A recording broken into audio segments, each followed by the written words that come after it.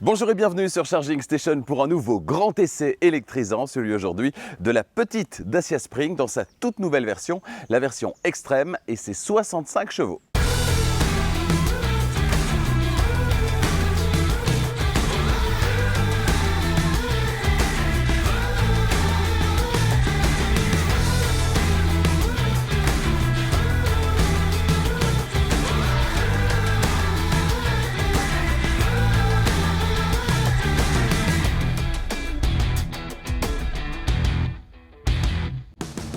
Cet essai vous est proposé par Arval, solution de leasing pour professionnels et particuliers, et Autoscout 24, la plus grande plateforme en ligne de voitures neuves et d'occasion en Europe.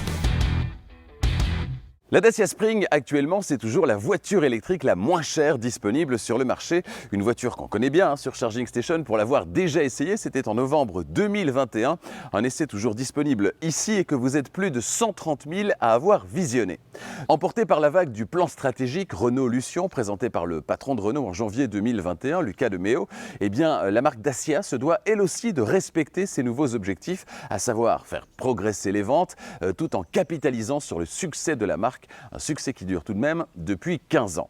Pour y parvenir, le constructeur s'est offert une nouvelle identité visuelle et des mots comme essentiel, cool, robuste, outdoor, mais également éco-smart pour écologique et économique ont fait leur apparition dans l'environnement de la marque Dacia.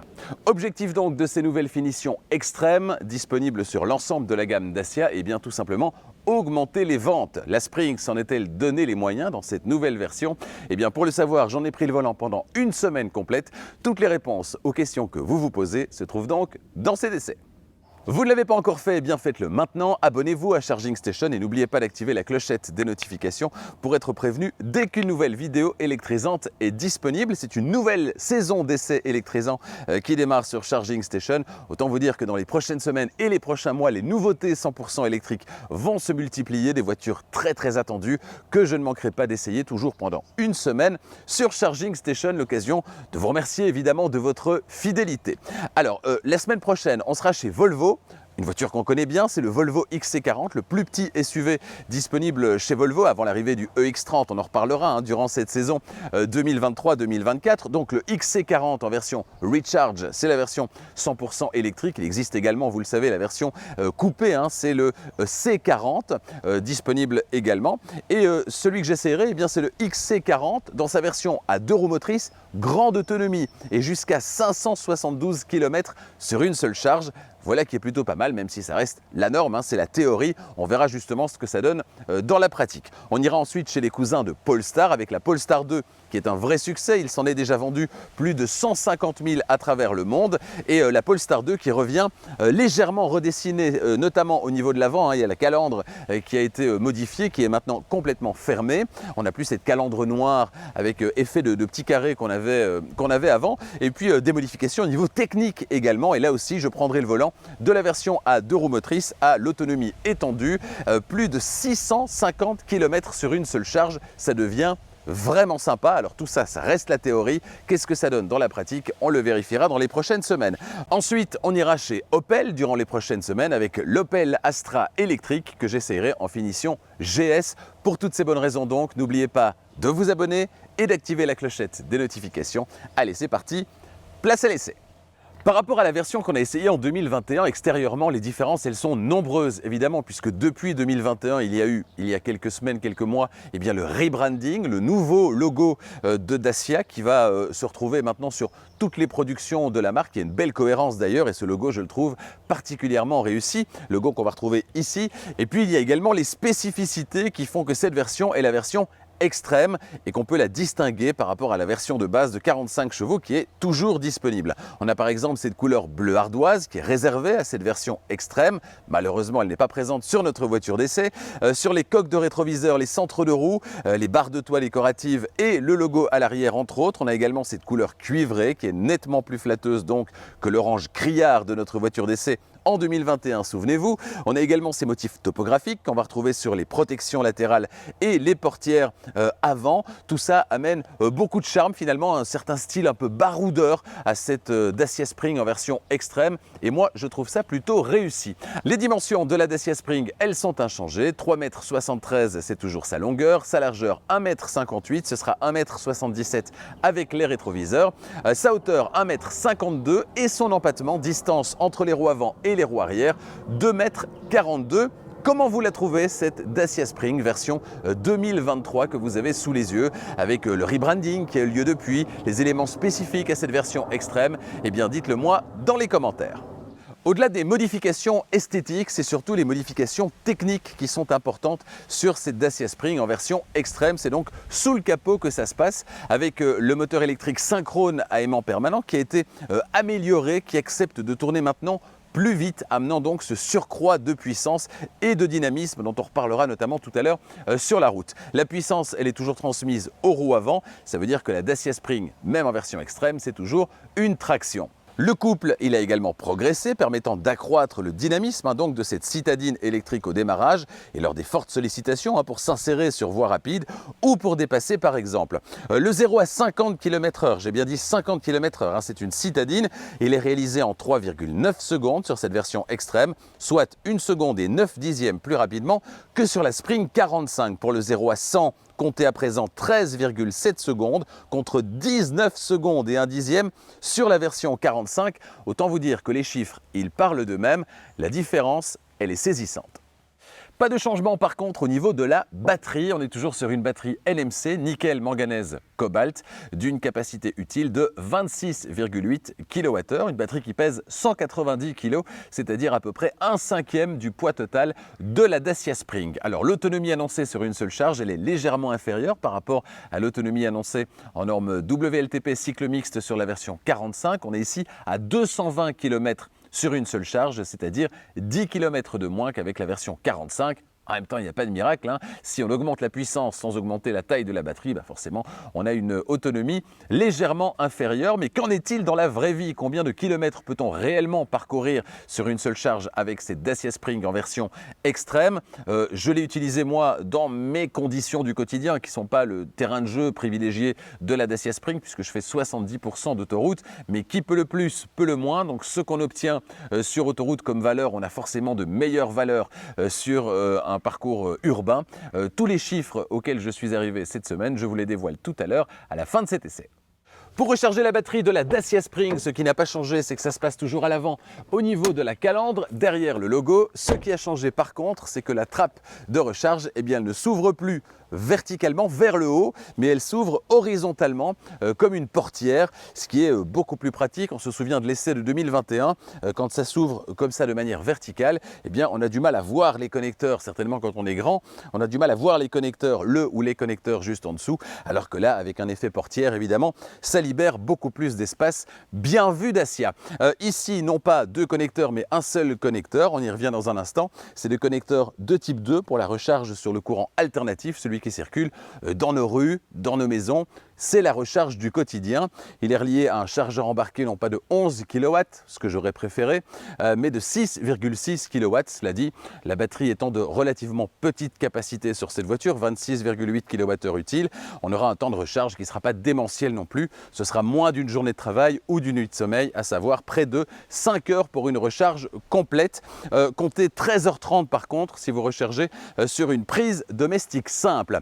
La recharge sur le courant continu, elle est possible, mais pas de série avec la Dacia Spring, même en version extrême. C'est un petit peu mesquin, mais c'est comme ça. Vous devrez donc débourser quelques centaines d'euros pour vous offrir la recharge sur le courant continu. Et dans ce cas-là, elle pourra accepter jusqu'à 30 kW de puissance de recharge avec évidemment l'ajout du connecteur combo CCS, donc les deux pins supplémentaires qui vont constituer avec le connecteur du type 2, le connecteur combo CCS. Comptez dans ce cas-là une petite heure pour récupérer 80% de capacité de batterie. Alors on peut se dire, recharge sur le courant continu, je ne vais pas l'utiliser très souvent, peut-être jamais, je vais recharger essentiellement au quotidien, je fais des petits trajets, tout ça c'est très vrai. Ce que je peux dire moi au terme d'une semaine au volant de cette voiture, c'est que je fais beaucoup d'autoroute, donc ce n'est pas l'utilisation qui est normalement prévue pour cette voiture, mais J'ai 50 km aller, 50 km retour pour me rendre sur mon lieu de travail et 70% de ces 50 km, c'est de l'autoroute. Et c'est vrai que j'ai sur mon parcours, j'ai 2 autoroutes possibles pour aller travailler.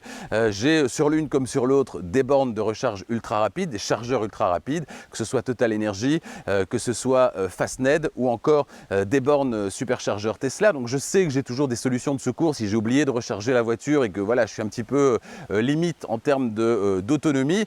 Ici, si je n'ai pas la recharge sur le courant continu, comme avec cette voiture, eh bien je suis un petit peu coincé à l'une ou l'autre reprise. Je me suis dit, ah, c'est vrai qu'avec celle-là, je dois faire plus attention parce que je n'ai pas de recharge sur le courant continu. Je ne peux pas m'arrêter 5 minutes pour récupérer quelques kilomètres ou dizaines de kilomètres pour poursuivre et boucler mon chemin. Donc voilà, ça c'est vraiment à prendre en compte.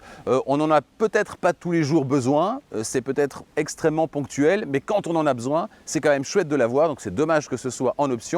Mais moi je vous conseille de prendre quand même cette option parce que ça peut toujours vous rendre service et qu'en plus au moment de revendre la voiture, si elle est équipée de la recharge sur le courant continu, c'est quand même un vrai plus. Dans un instant, on découvre ensemble le tableau de bord de cette Dacia Spring en version extrême. Dans un instant, je prends place à l'arrière. Je vais tenter en tout cas de prendre place à l'arrière. En attendant, on va s'intéresser au coffre. Volume de chargement disponible, 270 litres. Alors le déverrouillage est électrique, mais évidemment, l'ouverture est manuelle. 270 litres en configuration 4 places, la Dacia Spring est une 4 places. La banquette arrière, elle n'est pas fractionnable. Si vous la rabattez, eh bien là, vous obtenez 1100 litres de volume de chargement. 270 litres, c'est tout à fait correct pour l'usage auquel cette voiture se réserve.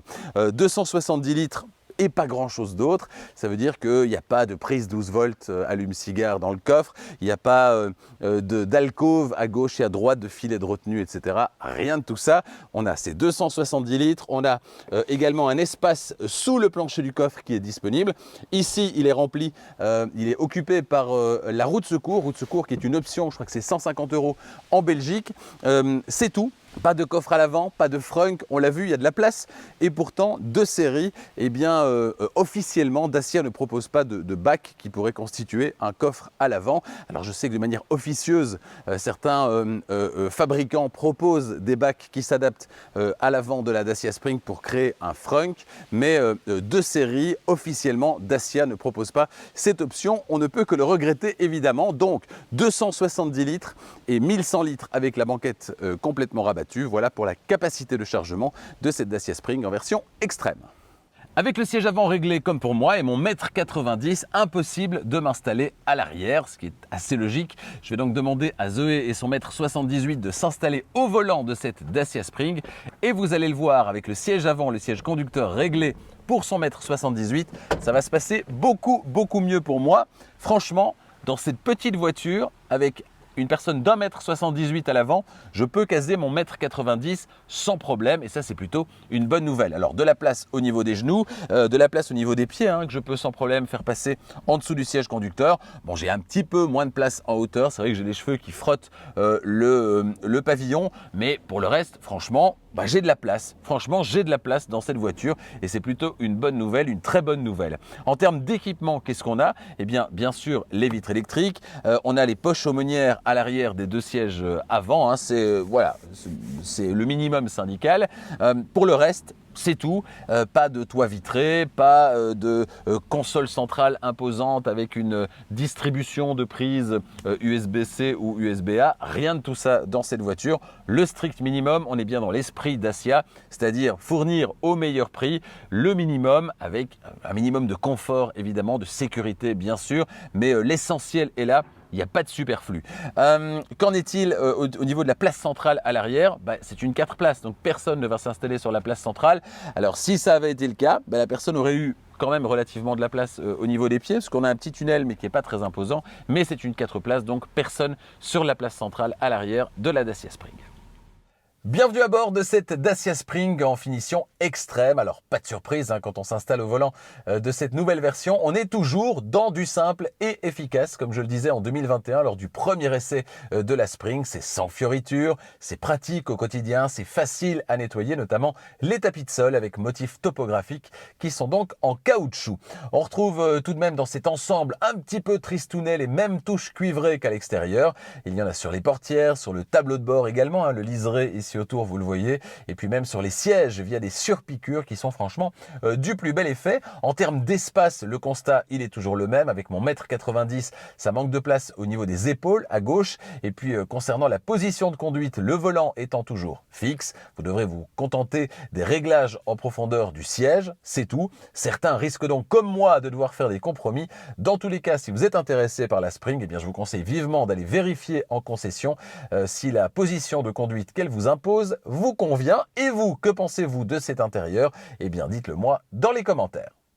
Allez, c'est parti pour la description du tableau de bord de cette Dacia Spring en version extrême, qui diffère pas tellement d'ailleurs de la version déjà essayée en 2021. Sur la portière conducteur, on a toujours en partie haute la poignée d'ouverture, en partie intermédiaire le petit accoudoir avec la poignée de fermeture, et puis en partie basse, un vide-poche relativement spacieux.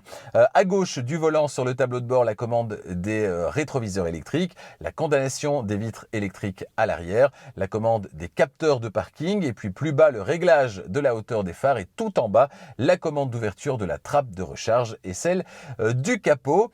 Au niveau du volant qui est donc fixe, on a à gauche la gestion du limiteur de vitesse, toujours pas de régulateur de vitesse sur cette voiture, mais après tout, c'est assez logique, hein, c'est une citadine et en ville, ce qui compte, c'est de respecter le 30, le 50, le 70 km/h grâce au limiteur de vitesse, un peu moins de maintenir une vitesse constante, hein, ce qu'on fera plus volontiers par contre sur des voies rapides pendant de longs trajets.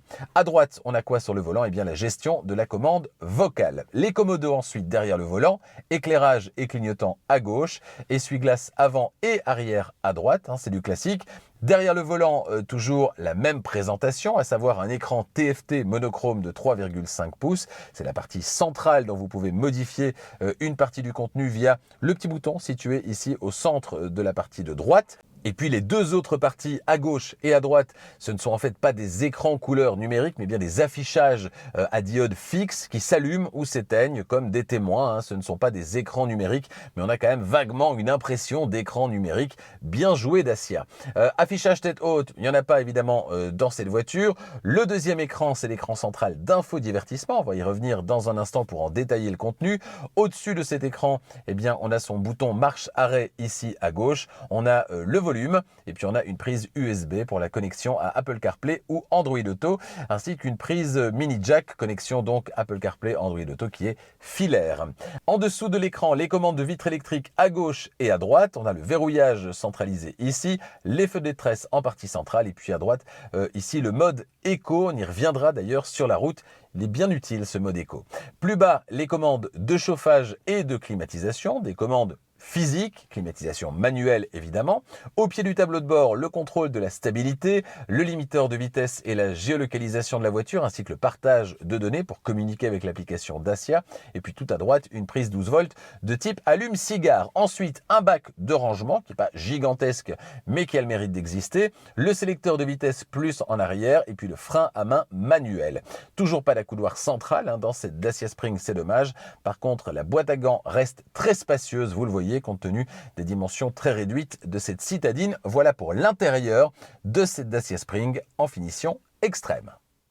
Avant de prendre la route, petit coup d'œil du côté du système d'infodivertissement. C'est le système Medianav Evolution dans cette version extrême de la Dacia Spring. On a un écran tactile de 7 pouces avec GPS et accès filaire, on l'a vu, à Apple CarPlay et Android Auto.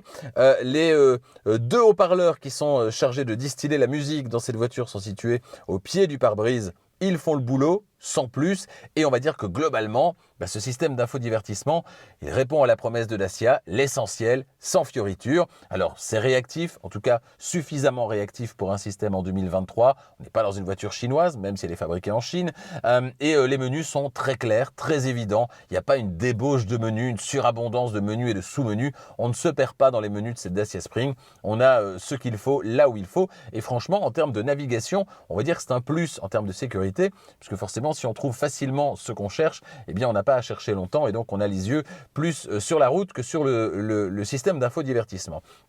Alors ici, on est sur l'écran par défaut, celui sur lequel on va revenir quand on appuie à chaque fois sur la petite maison. On a ici le mode sombre, on peut avoir un mode réduit en appuyant ici. On a l'heure en partie de droite et puis alors ces icônes, la radio. Radio, on peut choisir DAB, FM ou AM. On va rester sur la radio numérique DAB+. On a les présélections qui se trouvent ici. On peut encore en ajouter de ce côté-là. Et puis en dessous, menu fréquence, liste, les mémoires. C'est le cas pour l'instant. Et les options liées au fonctionnement de la radio. Hop, on revient sur le menu principal avec la petite maison. Les médias, il n'y a pas de périphérique connecté. Téléphone, ce sera la même chose pour faire passer vos appels.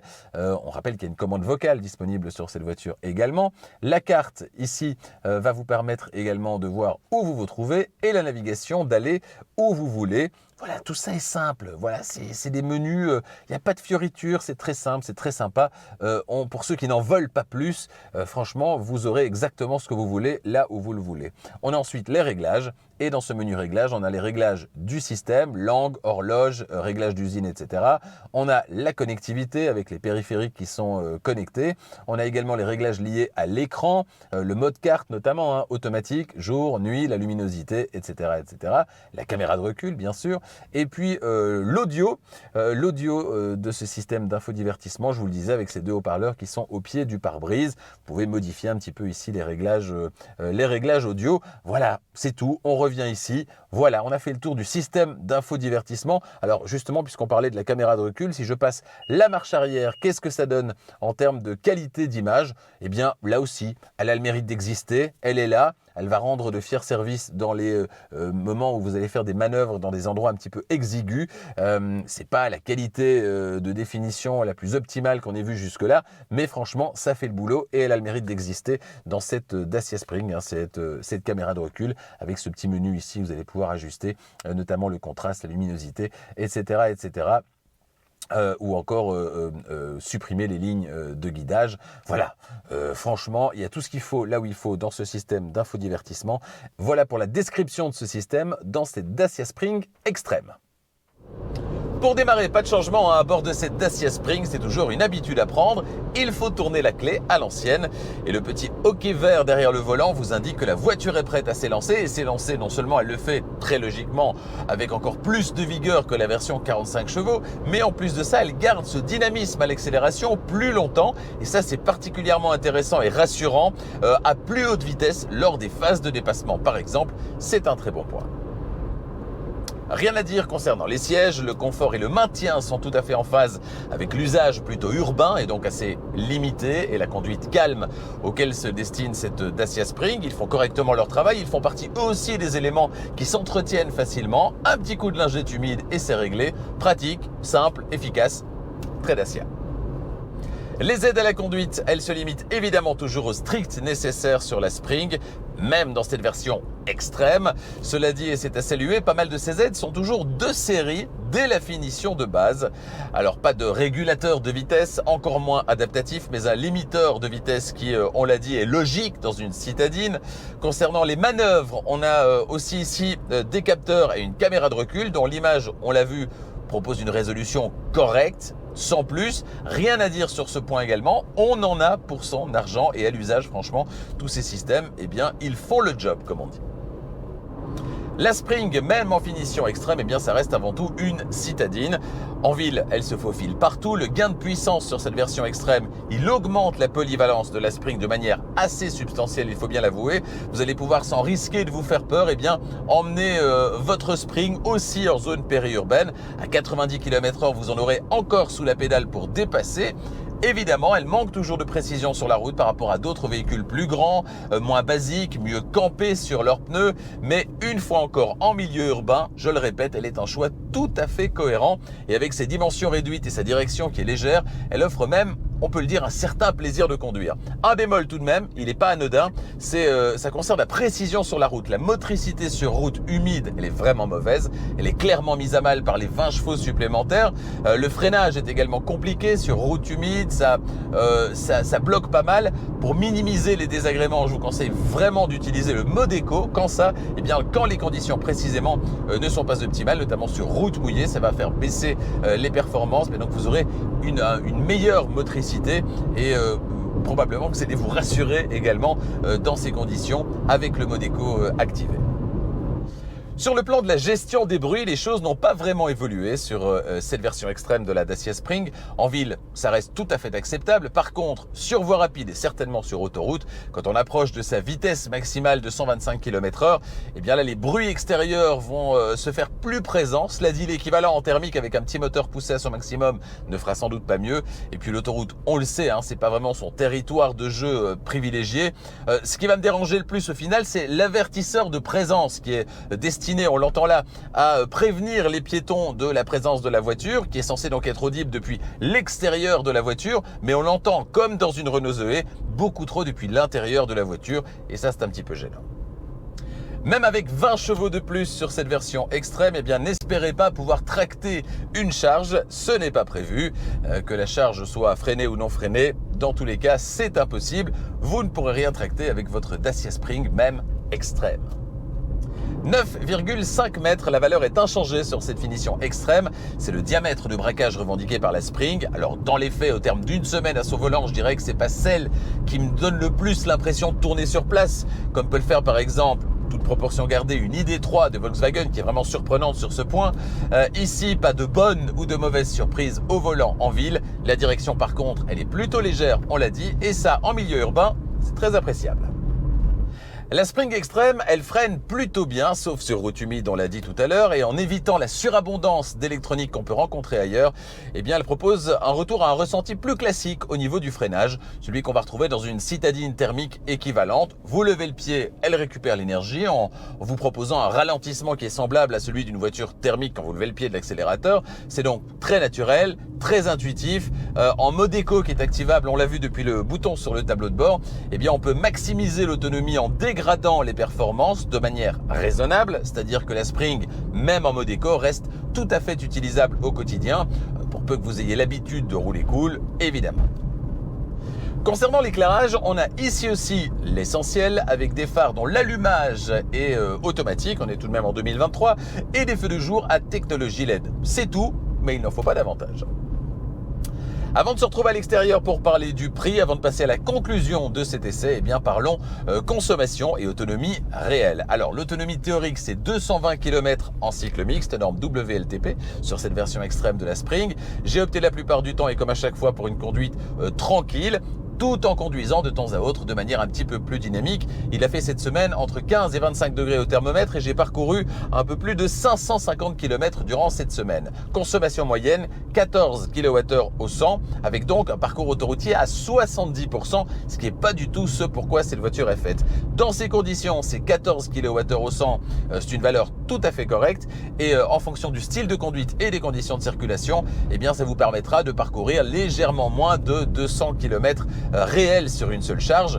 On n'est donc pas si éloigné que ça des 220 km annoncés en norme WLTP et on pourra certainement s'en rapprocher en évitant les voies rapides. C'est une évidence. L'autonomie réelle de cette voiture sur une seule charge, elle est donc tout à fait satisfaisante et largement suffisante au quotidien. Il faut bien l'avouer, même si la Dacia Spring reste la voiture électrique la moins chère disponible actuellement sur le marché, eh bien son prix il a sensiblement augmenté depuis son lancement. Oubliez les 17 000 € qui était le tarif pratiqué au moment du lancement. Aujourd'hui, on est quand même sensiblement plus haut. En Belgique, la Dacia Spring est aujourd'hui proposée en 3 finitions. Essential à partir de 20 990 €, Expression à partir de 21 790 € et Extrême 65 chevaux à partir de 22 690 €. En France, 2 finitions sont au programme. Comptez 20 800 € pour l'entrée de gamme Essential et 22 300 € pour la finition supérieure Extrême 65 chevaux, le tout bonus non déduit évidemment. En Suisse, enfin, vous devrez débourser au minimum 19 990 francs pour vous offrir la finition Expression et jusqu'à 20 790 francs pour la finition Extrême 65 chevaux. Surfez sur le site internet de Dacia qui correspond à votre pays, configurez votre Dacia Spring idéal et déterminez votre prix. Toujours concernant le prix, vous le savez, Arval, partenaire de Charging Station, vous propose des solutions de location longue durée pour les entreprises et pour les particuliers. Alors pour les entreprises, on connaît ça depuis un certain temps, c'est le leasing opérationnel avec la déductibilité qui l'accompagne, c'est très intéressant. Pour les particuliers, c'est plus récent, c'est le private lease. Dans les deux cas, eh bien, c'est la même chose, c'est le même fonctionnement. Tout est inclus. Il n'y a pas des mois durant lesquels votre budget voiture va exploser parce que vous allez devoir acheter des pneus, passer la voiture à l'entretien ou encore payer des taxes. Non, tout ça est compris dans la formule de leasing. Vous payez donc la même mensualité du premier au dernier mois et ça en termes de gestion de budget, c'est quand même très appréciable.